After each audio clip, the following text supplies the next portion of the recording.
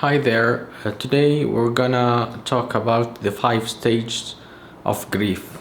Usually we go through these stages when we have a loss to a friend or a family member. These 5 stages are: first, denial or shock. When you deny that this could happen, this cannot be happening to me. Why me? So the first stage is you being denying that something bad has happened. Second stage.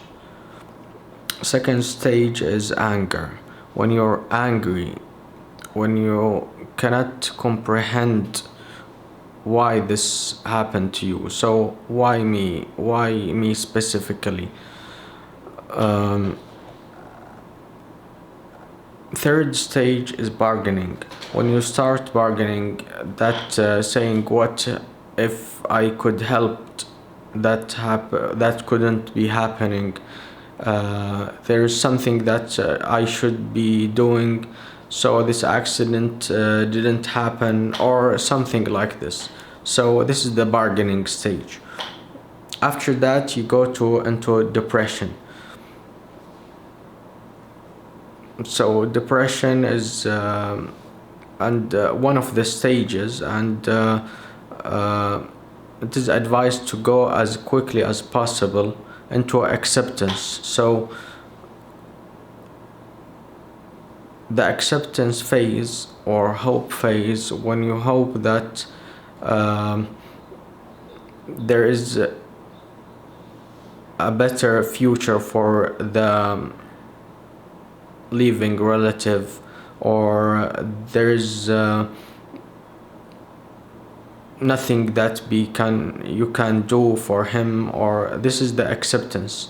And that stage is the last stage of 5 stages of grief. So like everybody knows these 5 or 6 or even 7 stages of grief, but the thing that nobody tells you about is how to go through these phases. And it depends. Sometimes it takes long, sometimes it's short, sometimes you don't feel it at all. So there is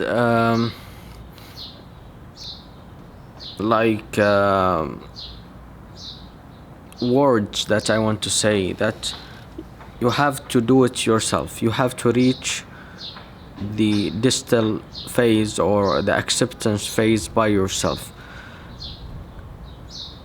You can change places. Whenever you change the place, you'll feel better. You'll feel like moving on. So your mental process coincidentally goes with your physical movement. So move and move along. The thing that is related to the belief system. So what's your belief in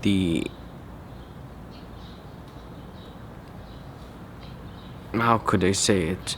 What's your belief system that supports you, that goes with you, that you test it, you go with it, and then you finally use it.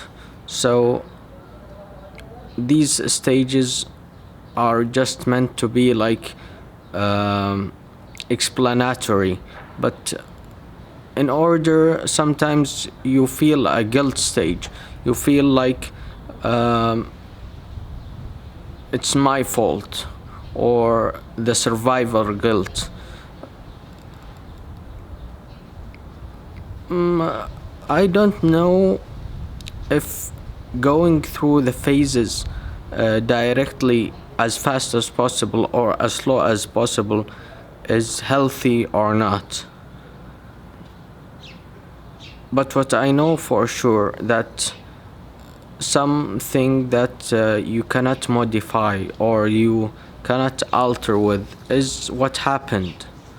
And what we know for sure, it's all we're gonna be like in the same place later on.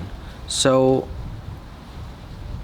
this insight should help in modifying your anger phase and going through the denial phase and reaching the acceptance phase.